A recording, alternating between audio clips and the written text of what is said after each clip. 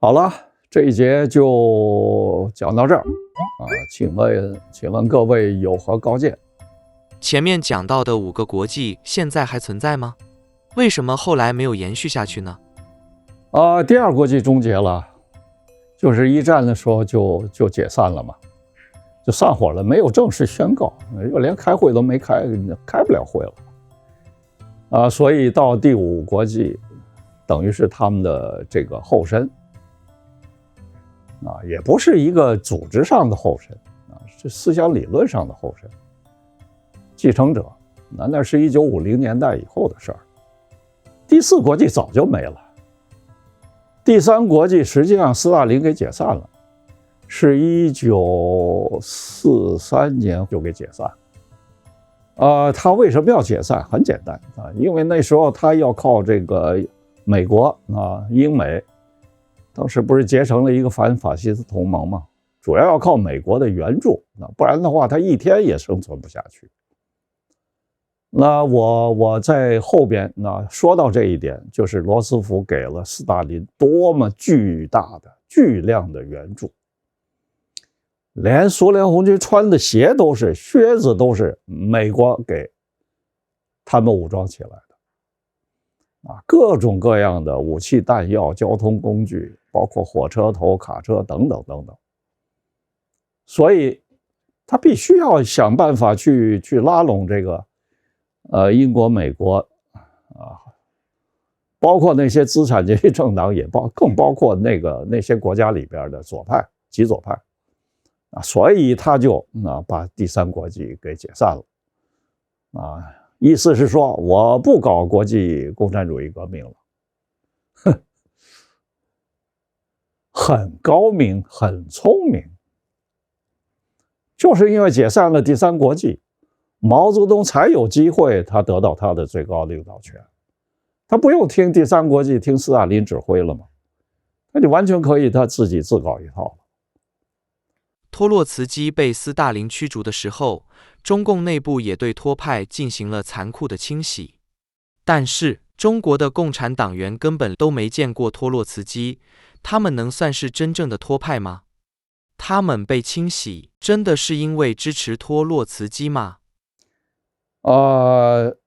很好的问题其实很复杂的。它不是说单一的一个原因导致的，不是说因为这个思想路线等等思想观点发生分歧。这个当然是一方面是真实的分歧，一方面也是借口其中有很多的什么利益权力的争夺等等，然后就各打一面旗帜呗然后都说自己是马克思主义、列宁主义无非是这么回事。那这个托派，至于说中共内部的托派是不是真的托派，说不清楚就是所以我前言里头一开始就说了什么是真正的马克思什么是马克思的原意，根本就是一件没有办法搞清楚的事儿，而且也是一件根本不必搞清楚的事儿。那他们是不是真马克思主义跟我们有什么关系？我们要关心这些事儿干什么呀？那是他们共产党内部的他们是的教义之争茶杯里的风波或者这就是一帮书斋里的书呆子互相之间在那儿无止无休的去争那些琐屑的细节这从中世纪那个天主教他们就一直就是这样，或者这么说吧，所有的宗教都一定会这样。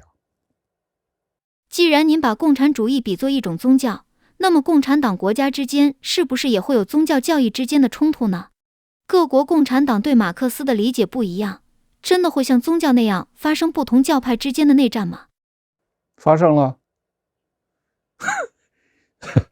中国和苏联不是打起来了吗？那珍宝岛不就是吗？然后中国和越南打的这血流成河呀，对吧？然后柬埔寨和越南不是不打呀，所以这背后就是他当然其中一个重要原因就是因为各国共产党因为有斯大林这个一国建成社会主义的伟大理论，就从国际主义的马克思主义变成了民族主义的马克思主义，或者说从国际主义的共产主义变成了民族主义的共产主义。这下子就麻烦了，它就变成了一个二律背反了。那你到底是把这个全世界共产党人的，当然公开宣称是全世界工人阶级的利益放在第一位，还是把自己国家利益放在第一位？那就很麻烦了，没法协调的。中越最后为什么会发生那么严重的冲突？最后打起来，打了一场恶仗，双方都死了不知道多少万人。哎，我们这边把人家的好多那个乡村和城镇，整个就给夷平了。这些我们都不报道的，很残酷的。为什么会打成这样？特别重要的一个原因就是，就像毛泽东要跟苏共争夺国际共运领导权一样，越南也要在他那个周围，他那个中南半岛上称霸，他要当老大，他要当老大就得把中共给从老大的位子上拉下来啊！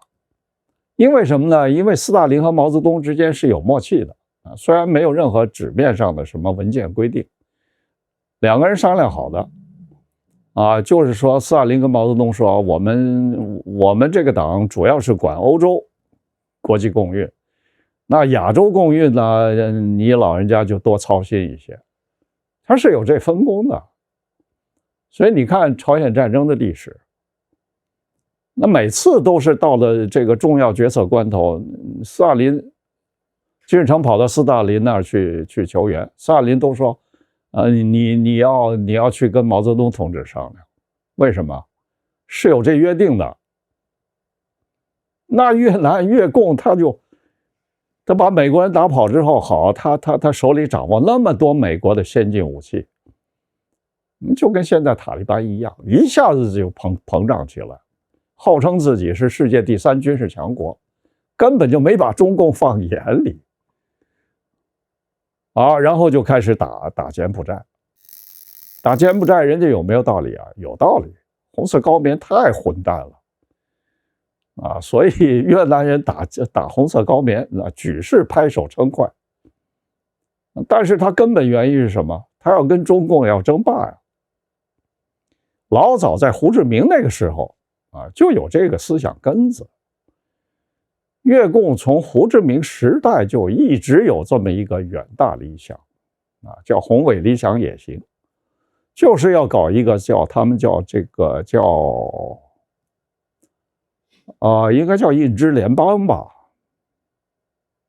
就是印度支那联邦，就是要把越南、老挝和柬埔寨合并成一个联邦，然后越南当老大，一直就有这么一个理想。好了，把美国人打跑了，他手里有这么多的先进武器，那还不趁机赶紧去实现这个理想？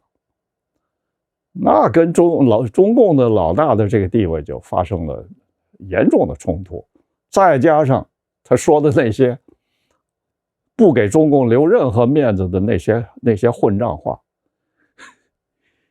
再碰上邓小平这么一位，邓小平其实干这个事儿是有他非常深远的战略考虑的，不是光是这么一个因素。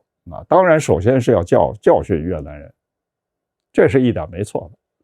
你狂什么狂啊？我让你看看你狂的结果和下场。那这就是一个正常人的心理嘛，这太自然不过了。还有别的呢？更重要的是，他通过打越南替美国出了一口恶气。所以有人说是老邓中共给美国投了一个投名状。邓小平打越南之前是先去了美国去访美，当面跟卡特通报过的，卡特表示同意啊，当然了，美国人能不同意吗？然后回来才干的这件事儿，大见成效。他不干这件事儿，你美国人凭什么相信中共改革开放？为什么要这么热烈的拥抱这个？出了这么多的拥抱熊猫派啊，跟邓小平做的这个重大的战略决策有直接的非常密切的关系。而且有的研究者说，正是因为中美结盟，最后整垮了苏联。中朝为什么没打起来？差一点点。文革的时候就差一点点。后来具体是怎么把这个事儿平下来的？当时中朝已经对立的非常严重了，就是红卫兵那时候也是很鲁莽的去公开的去骂金日成，骂那个朝鲜劳动党。他们是把毛岸英的墓给砸了。对，把毛岸英的墓给砸了，把这个他们原来的那个志愿军的那些历史展览什么全都给撤没了。后来恢复了一点点，到现在你去看那个朝鲜方面的那个这个朝鲜战争时候的那些展览，把中共和志愿军的贡献缩小到再也不能小的程度，而且是说整个朝鲜战争是金日成伟大领袖金日成领导下取得的胜利。志愿军只是略为一提，起了一个辅助的作用，全是这一套，哪有什么尊重历史、尊重真相啊？随口瞎编怎么吹得大就怎么吹，反正老百姓都是愚民怎么吹就怎么信。所以你看这个所有共产党国家的这个外宣，你有点鉴别力的人会觉得怎么可能幼稚低级到这种程度？大家就不明白，它不是外宣，外宣都是内宣，都是首先说给国内的老百姓听的，老百姓就这水平。刚才您讲到了北朝鲜，我很好奇，为什么朝鲜现在也被算在共产党国家里？朝鲜共产党不是已经改成劳动党了吗？而且他们连党旗都改了。对，这非常能说明问题。它中间是一支笔啊，但是镰刀和锤子那个东西就是共产党吧？他自己独创性的就是中间加了一支笔，什么意思啊？他就是精英主义的党嘛，对吧？我不是工农的党啊，但是我是以工农为基础的中间那支笔就是他们这些知识分子嘛，他们领导着工人农民嘛，不就这意思吗？你说它不是马克思主义，它是马克思主义的发展或者叫修正，就是我说了嘛，病毒变异了嘛，不就这道理吗？对不对？那不就跟朝鲜劳动党和他原来金日成那个党金日成以前除了金日成里边还有其他派别呢，其中有亲中派，有清华派和亲苏派，什么崔庸健等等，那他们难道就跟这个劳动党没关系吗？跟后来这个发展没关系吗？不是这样的，只不过是这三派，本土派也就是金日成派和亲苏派和清华派这三派互相争夺然后是金日成派把那两派全灭了。可是这三派实际根子是一个东西啊。然后金日成把他们两派全灭了之后，然后自己一步一步的往他那个家族主义这个方向走。要是给他一个比较准确的一个称呼的话，应该可以叫做家族主义的共产主义。他除了在这一点上，你说其他他跟马克思列宁有多少根本的区别？除了家族主义除了就是我是宇宙老大，就连这一点所有共产党都是一样的。我掌握的宇宙真理，最先进最高级的科学方法无产阶级他现在代不代表无产阶级根本无所谓，那根本就是一个谎言嘛。马克思说实现共产主义需要一个物质载体，哪来的呀？只有一个物质载体吗？这个物质载体一定是无产阶级、工人阶级吗？都没有论证啊！然后呢，共产党又是这个无产阶级的先锋队，无产阶级又是无比的，所有的人间美德全都集中在无产阶级身上。那共产党又是无产阶级先锋队，那然后共产党里边最高领袖又是先锋队里边的最所有美德集于一身，那这领袖还不就人间的活上帝吗？这跟劳动党有多大区别啊？都是这一套，都是狂妄到无以复加。这种狂妄可不是我们普通看一个身边那种那个特别不知天高地厚的那些半疯的那些人不是一回事儿哎。那这些接近精神病边缘的、有严重的心理病态的这些个人，跟共产党这种狂妄是非常非常不一样的。共产党的狂妄是有一套系统的、全面的、百科全书式的这么一套理论支持的。开玩笑，这个东西多厉害啊！哪有一个像这种狂妄的个人？那怎么能跟这个马克思主义这套东西、共产党这套东西相比呢？要不为什么林彪说他是精神原子弹？一点都没说错，就是精神原子弹，邪教嘛，说穿了就是邪教。真正改变了历史的，真正让广大人民群众狂热的追随的，从来都不是科学理论，从来都是宗教。包括好的宗教和邪教。所以爱因斯坦才有那句牢骚话，他说这个有两种东西是无限的，一种就是我们这个宇宙，还有一种就是人类的愚蠢和邪恶。说的一点都不错。爱因斯坦他有奶便是娘，跑去为美帝国主义造原子弹。